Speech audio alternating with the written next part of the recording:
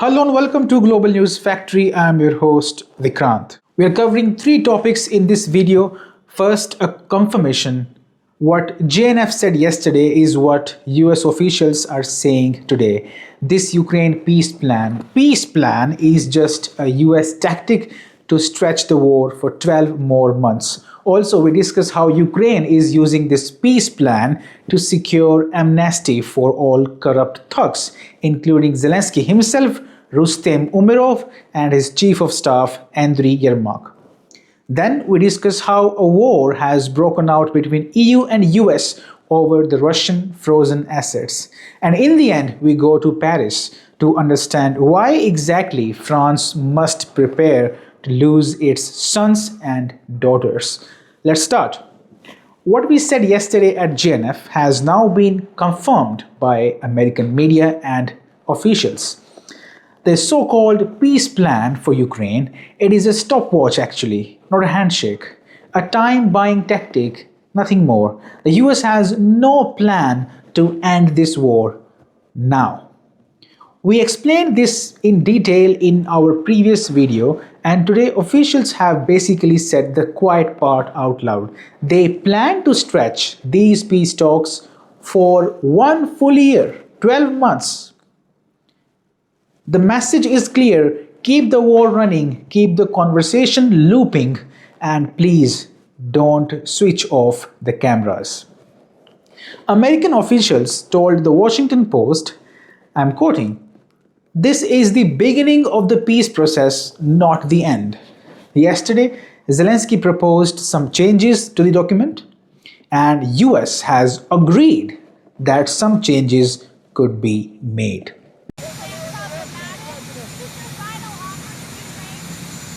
No, not my part. No, we'd like to get the peace. It should have happened a long time ago. The Ukraine war with Russia should have never happened. If I were president, it never would have happened. We have seen this movie so many times. Same actors, same script. A second official quoted by the Washington Post said, "This is an agreement between the US, Ukraine, Russia, and Europe. So I think the negotiations will take about 12 months. And here is the extra twist. As per the reports, the document will first be signed by Zelensky and Trump and then presented to Putin. Now let's be honest, if Russia does not accept it, any paper signed by the US and Ukraine is just a piece of crap.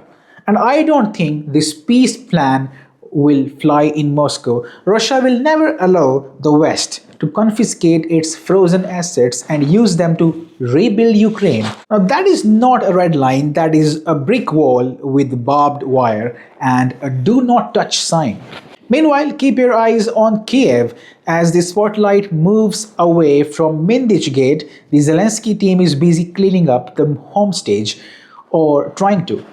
We are now learning that the embattled former defense minister of Ukraine, Rustem Umerov, actually went to Washington to make sure the peace plan does not include an audit of all foreign aid given to Ukraine. Can you believe it? Not include an audit. Umerov, the same man whose name has been mentioned in the Mindich Gate. A draft version of the 28-point peace plan originally proposed an audit of all international aid to Ukraine, but then the language changed. The new line offered full amnesty for actions during the war to all parties involved, from let's count to let's forget.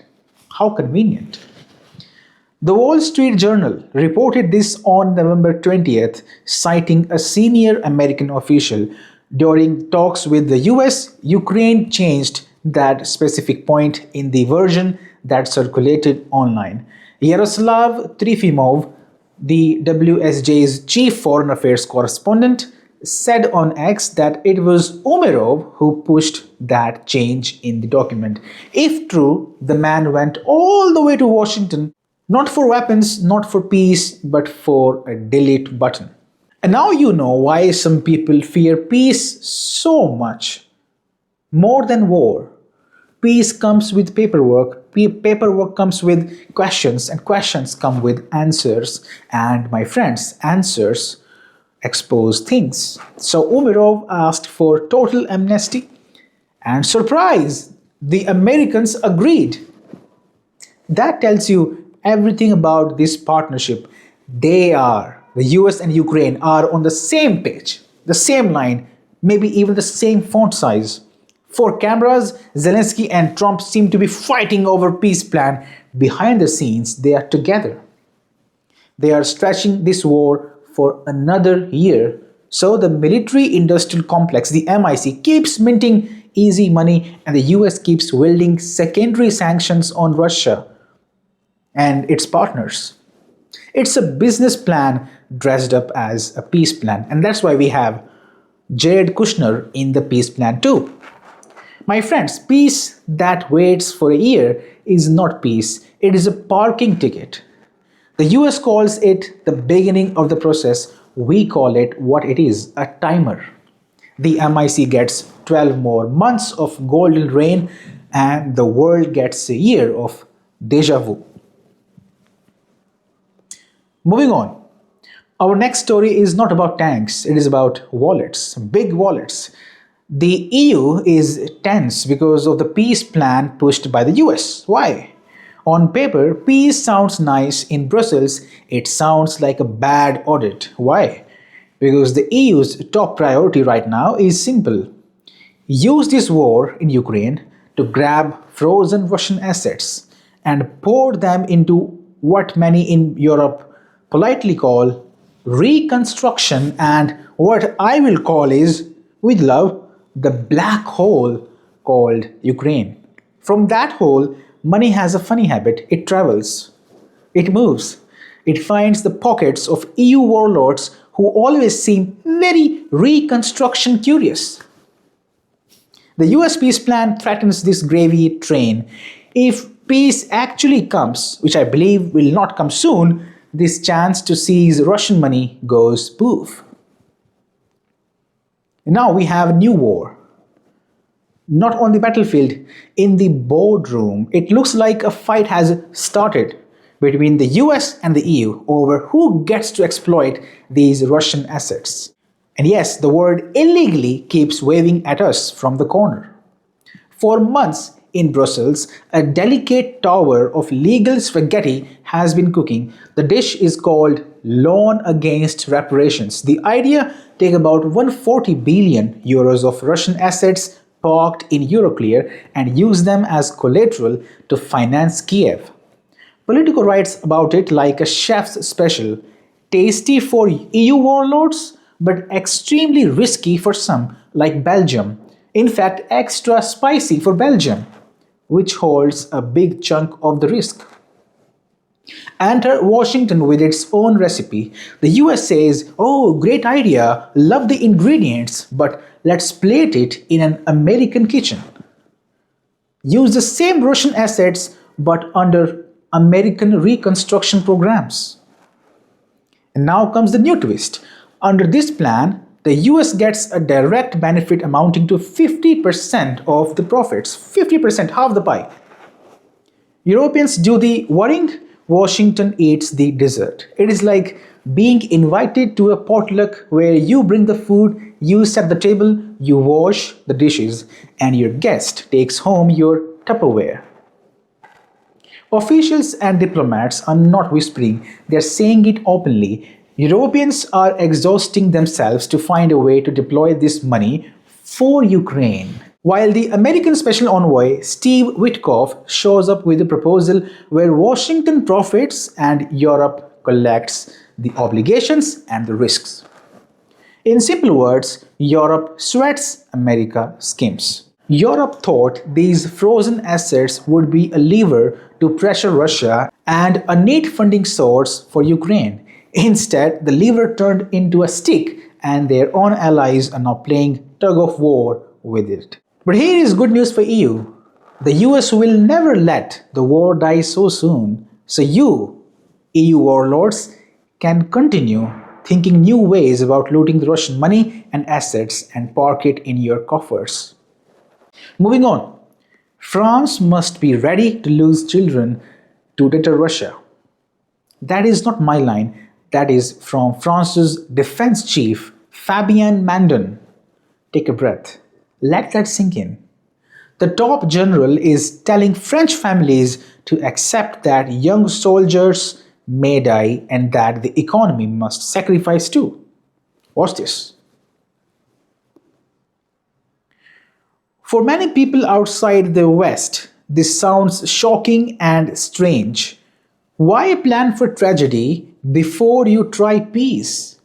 Why sell a war before you sell a solution? Europe knows war. The continent suffered two massive wars in the last century. Cities burned, generations vanished.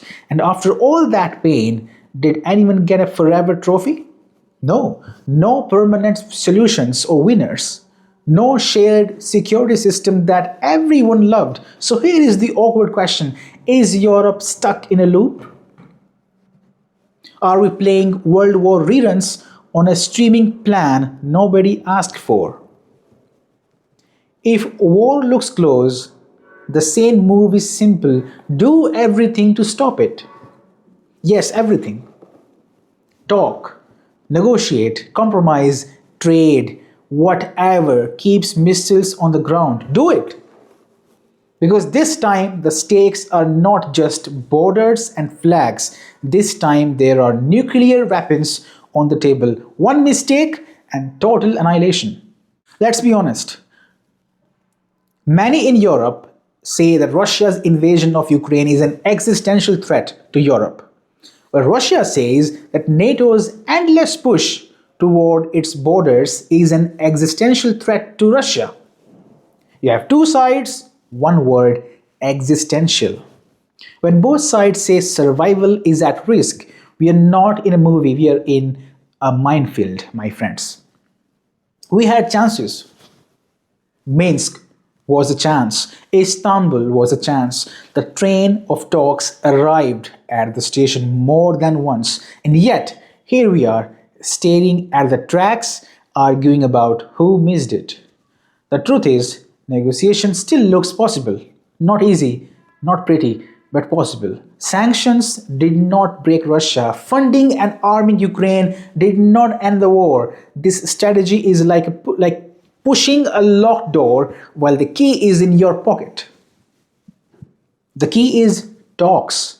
The solution to this crisis is, shocker, in European hands. Now let's fly to Paris because politics always adds extra spice. Emmanuel Macron is the ultimate hyper president, all the lights on him, but his popularity?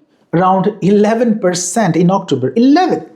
Resignation? Not happening. He is staying for at least 2 more years. Meanwhile, his 9th government in 8 years is wobbling through one of the darkest political, economic, and social storms France has seen.